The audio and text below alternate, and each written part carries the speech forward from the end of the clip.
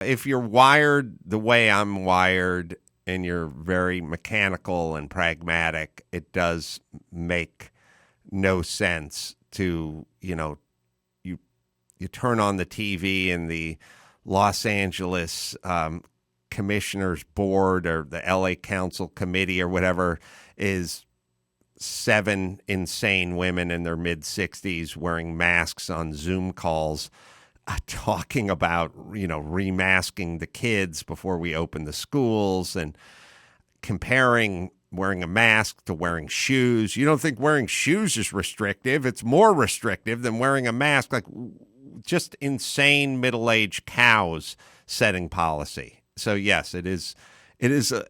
For a guy like me, I would like somebody with some experience in the private sector making normal decisions for the citizens.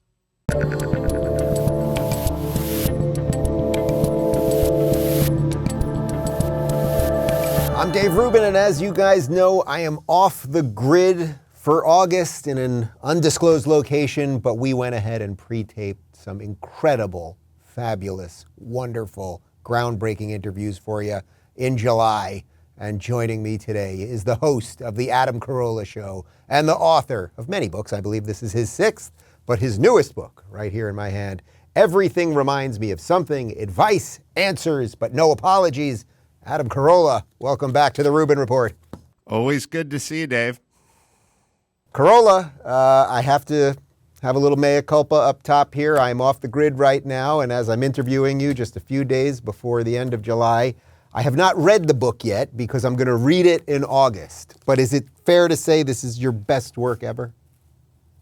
No, but it's up there. And, you have to understand, my best work ever is pretty damn funny. This is pretty damn funny, too. It's really hard to kind of rank them. People like In 50 Years We'll All Be Chicks, and they like not Taco Bell material. But, it's hard for me to do it. But if you go on Amazon, it had a 4.8. It toggles between like a 4.7 star and a 4.8 star. My other books are 4.5, 4.6, so it's, it arguably is ranked a little higher review wise, but it's up there. Everything's above a 4.5. I think what you're really trying to say is that your best work does involve a trampoline. Is that what you're really saying? And it's all in the rearview mirror. Speaking of the rearview mirror, I don't see you in person anymore because I left California in the rearview mirror. You're still there. You're on the short list of sane people. How's it going over there? You all right? Do you need any money or help? What can I do for you? It's not good, I know people always kind of talk about the grid and wildfires and, homelessness and drug trafficking and crime, street crime and everything. But I will sort of paint you a picture of how L.A. and California is doing.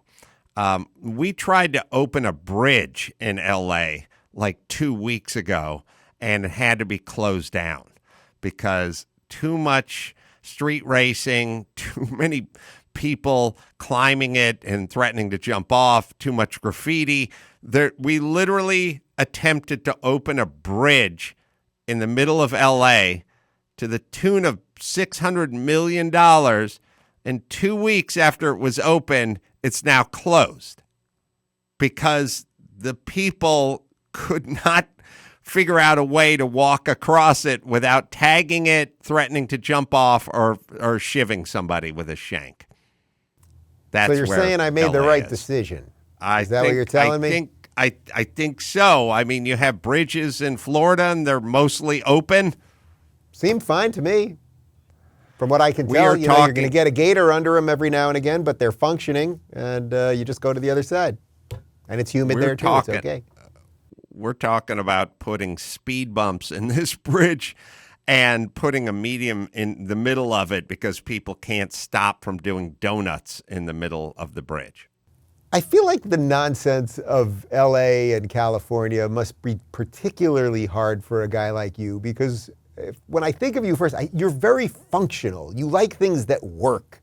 You're a contractor. You like things that make sense. And yet you live in a place where nothing makes sense. Have you thought about that spiritually? Yeah, if you're wired the way I'm wired and you're very mechanical and pragmatic, it does make no sense to, you turn on the TV and the Los Angeles Commissioners Board or the LA Council Committee or whatever is 7 insane women in their mid-60s wearing masks on Zoom calls, talking about, remasking the kids before we open the schools and comparing wearing a mask to wearing shoes. You don't think wearing shoes is restrictive? It's more restrictive than wearing a mask. Like, just insane middle-aged cows setting policy. So yes, it is. For a guy like me, I would like somebody with some experience in the private sector making normal decisions for the citizens. It's like being in a city run by the ladies of The View. I really don't know how you do it anymore, yes. Honestly. That's what you're up against. It's exactly what it is. It's exactly what it is. It's just an insane cadre of yentas who have feelings about wearing masks and have it's like Rochelle Walensky, head of the CDC, when she was up there like, I'm speaking as a mother. I have a bad feeling. No one gives a shit about your feelings, witch. Just make some policy, would you? I don't care that. Look, all right, I'll tell you what. I'm a dad. And I got a bad feeling that the schools are going to be closed and that my son's going to have to wear a mask for no reason. So are we even now in the feelings department? I feel like you just gave Ben Shapiro a great idea for his next book. No one gives a shit about your feelings, witch. That feels like you could co-write that with him, I think. I'd love it. So I believe, because I do my research, although I said I'm going to read this thing in August, I believe in chapter 4 you say you're going to stay till your kids are out of high school and then you're going to get the hell out. Is that really the plan? Oh, yeah. You have to. You can't run a business or try to function in LA or California any other way. I mean, I guess you could work for the TSA, I imagine, and stay in California, but you can't practically do it if you're trying to run a business. So yes, I would have to leave. Speaking of the craziness of the world, as we're recording this right now, it sounds like we're in a recession. As of this morning, on July 28th, we are in a recession, although they have thus changed the definition of recession in real time and edited it on Wikipedia. Things don't seem to be going very well. Did they edit it on Wikipedia? There's been 30, as of today, there's been 37 edits on the official recession page on Wikipedia. But you can see it all over on CNN. Everybody's editing. They're just, a recession isn't 2 consecutive quarters of GDP going down. Now there's other factors and the feelings thing and all that.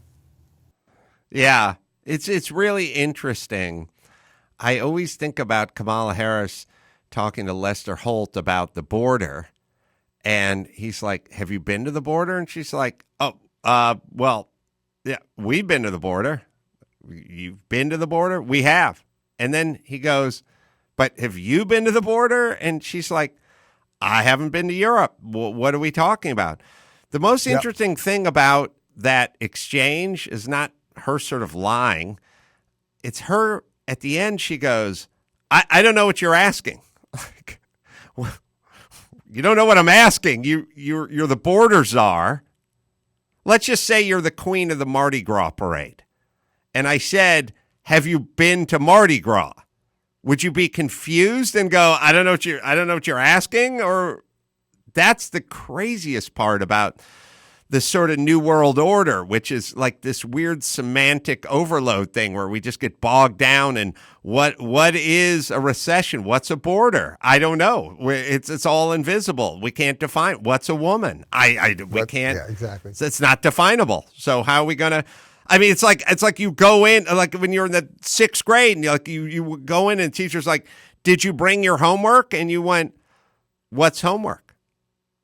It's the assignment that was assigned to you when you left on Friday. I don't know what that. Yes, I have seen homework. If that's what you're asking, it's like it's just weird circle talk, and it's by the way, you dodged a bullet because you're gay. But when you argue with women, that's how you argue. You start to talk about things that you don't even know what you're talking about anymore. And that's kind of the new world order. What is a recession? I don't know. Here's how I define it. If you're looking for more honest and thoughtful conversations about comedy instead of the nonstop yelling you get everywhere else, check out our comedy playlist. And if you want to watch full interviews on a variety of topics, check out our full episode playlist. They're both right over here. And to get notified of all future videos, be sure to subscribe and click the notification bell.